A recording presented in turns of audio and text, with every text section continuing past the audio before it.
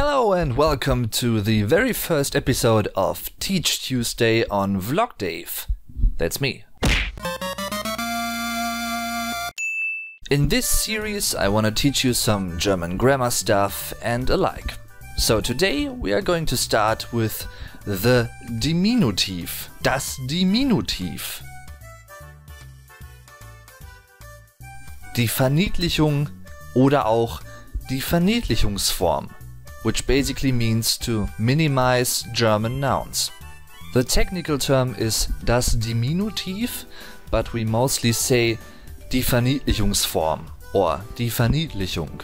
And let me say one thing, you will love this grammatical tool. Just because it's kind of learner friendly, I'd say. The nicest feature of a diminutiv is all minimized nouns are in neuter, so they are all neutral. They all have das as the article.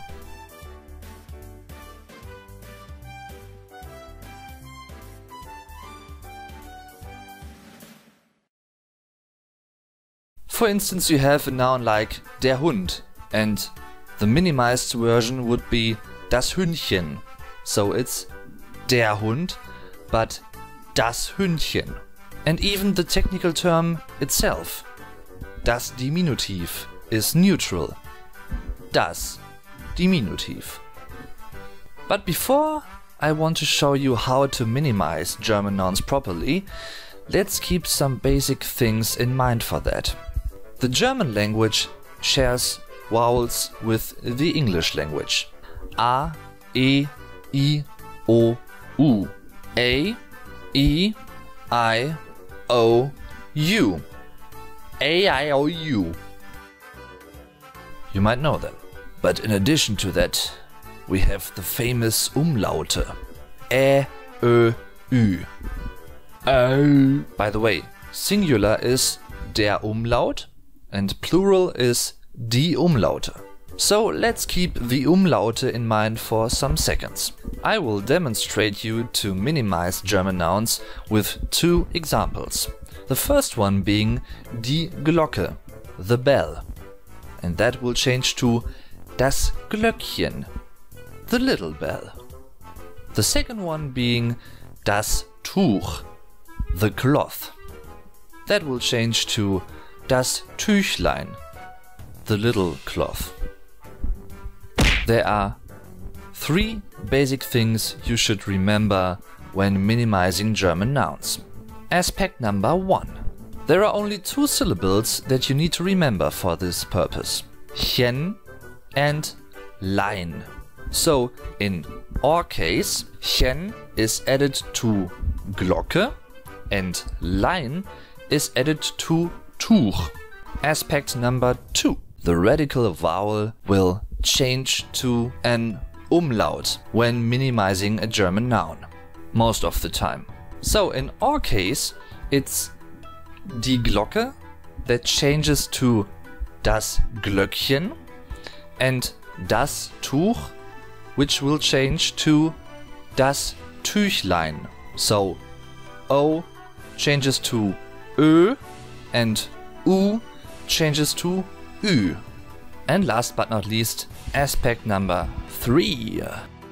If there is an unstressed vowel at the end of a word that you want to minimize, so a noun, it will eventually fall apart.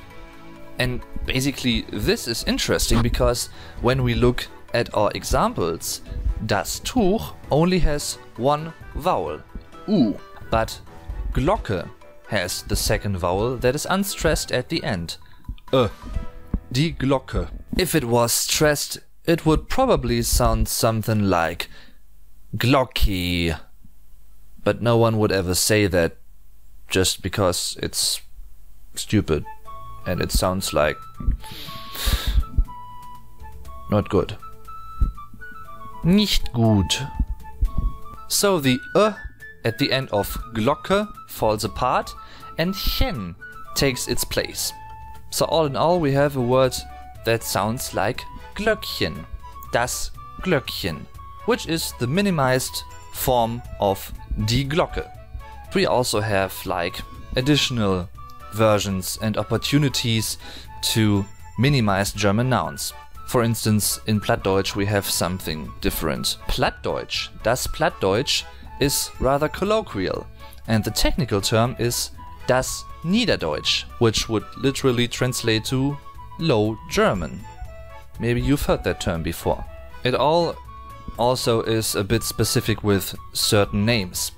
Like for instance, you could have a name like Hans, and then the minimized version would not be something like das Hanschen or das Hanslein, but der Hansi. So you add an I to the name. Der Hans, der Hansi. And you may have noticed something, because this minimized version does not become neutral. It stays masculine. Der Hans, it's a male name in Germany, and that becomes der Hansi. But for some German names, even Chen or Lein could apply.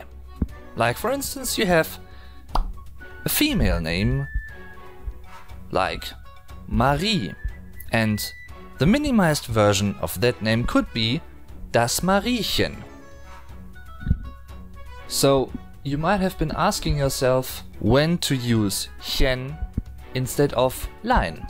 And let me put it this way, Lein is rather rarely used these days, and Chen is the most common version, the most common syllable to use when minimizing German nouns. So basically this is how to minimize German nouns. And if you liked this video, just give me a little thumbs up. I would really appreciate that, because that will show me that you liked this video and that you understood what I wanted to come across with. I will teach you even more stuff from time to time. And if you have special suggestions for me about what to teach you, just write it down in the comments below. And yeah, if you have any questions left, just write them down in the comments below also.